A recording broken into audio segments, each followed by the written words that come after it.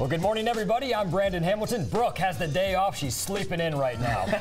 A judge in Texas, he's getting ready to fight the president over immigration. And I'm Brandon Hamilton. It's a drug-resistant superbug, and hundreds of people could have it. I'm Brandon Hamilton. First, it was Brian Williams. Now another newsman's war stories. They're under the microscope.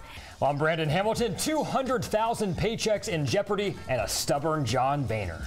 Well, today is day 2 of a White House summit on extremism, and leaders from across the world are together to talk about how to prevent young people from joining terrorist groups like ISIS. And I know you just mentioned it's coming from Russia, but I think that's just Sarah Palin, because she can see it from her house. She sees it coming in. She sees the cold coming in. It's moving in. As for Vanilla Ice, police on the scene, you know what I mean.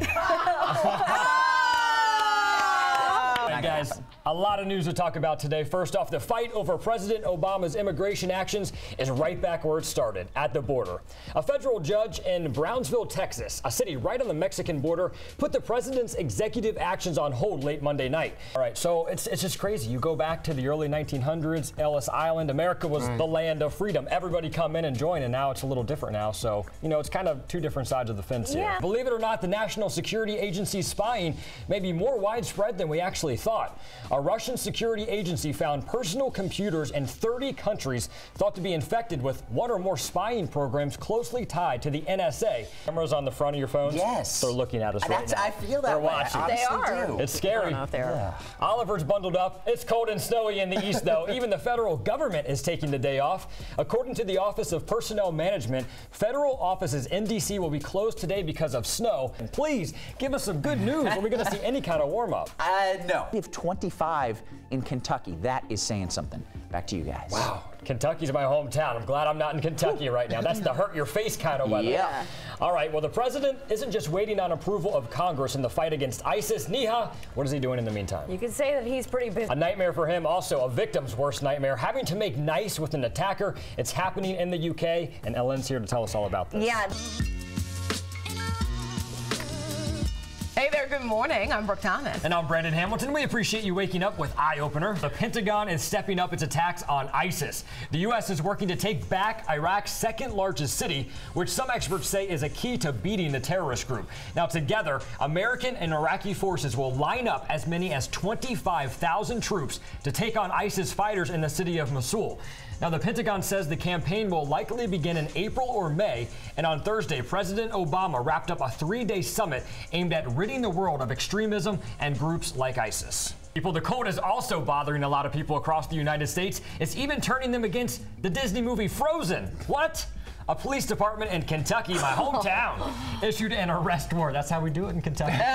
Arrest warrant for Queen Elsa of Arendelle. They're blaming her for this recent cold snap, and they want to bring the queen in. How dare her bring that snow and freezing, right? I was going to host SNL for the big reunion, but I couldn't make the flight, so I figured, why not host Eye Opener? Good choice. You know, it's a good place to be, right? All right, well, the clock is ticking to complete a shutdown of the Department of Homeland Security, and so far, neither side is giving an inch. Speaker of the House, John Boehner, says he's willing to let the funding for the department run out unless the president pulls the plug on an executive order keeping millions of undocumented immigrants from being deported. Beautiful weather will be back. Who knows? Comes and goes, right? Fluctuates.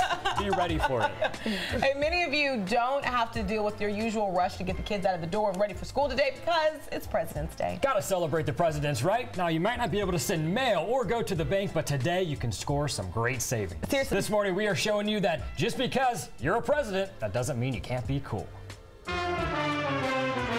It Sounds like he has a silencer. I have two, so don't mess with me. Oh, no. All right, well, if you're the boss, if you work tons of hours but never get overtime because you're salaried, that could soon change. The Obama administration is expected to change the rules on overtime pay. Now, right now, companies can avoid paying salaried employees overtime by considering them exempt.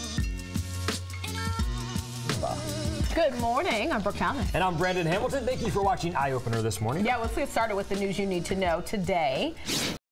Well, his name may be familiar, of course, but Jeb Bush, he wants you to know he's different than his brother and father. In his first major foreign policy speech since he expressed interest in running for president, Bush says he shouldn't be judged on the legacy of his brother. Look, just for the record, one more time, I love my brother. I love my dad. Actually love my mother as well. Hope that's okay. Better love his mother, right? She gave him permission. Bush did praise both his brother and father for shaping America's foreign policy from the White House, and he called George W. Bush's troop surge in Iraq one of the most heroic acts of political courage in the history of the presidency. So it's funny how he still has the same expressions, though, as George Bush. He still looks a lot like him. Brandon Hamilton, some accusations against Fox's Bill O'Reilly that'll have you saying, oh, really? Watching us, investigators are looking at Brian Williams and now Bill O'Reilly. He's in the hot seat. Magazine Mother Jones, you've heard of this, right? Claims the Fox News host might be lying about about his own reporting. In an interview with Politico, he says, it's a bunch of lies and a politically motivated hit piece. Everything I've said is absolutely 100% true. He also says he never claimed that he was reporting in the Falkland Islands. So it's like everybody's coming after everybody now, but it's Bill O'Reilly, right? People like him, people hate him. I mean, Kevin, you were very close. Oh, you were yeah? very close. 3,160 tons of water every second. wow. There we go. So you were Well, if off you do by the math. like one. Just a fraction. Yeah. You were so close, so close. Thanks, guys. All right, on Sunday, a lot of people will be glued to their TVs for the Academy Awards. Are you going to watch? Absolutely. I'm going to watch that, but probably not all the movies. Okay. All right. Well, cold weather coming from Russia, with love, of course, is really making things dangerous on the roads, though. Check out this video from Michigan. A police officer is helping a driver who's pulled off to the side of the road when that car loses control and slams right into them. Now, the officer had to be taken to the hospital. He was treated for non-life-threatening injuries and was later released. But these videos are always terrifying when those cars just lose control. Oh, I mean, he The police just aren't even got out looking. of the way. Oh, And it seems like that always happens. That split second, they look up and jump out of the way. just in time. Oh, it's scary.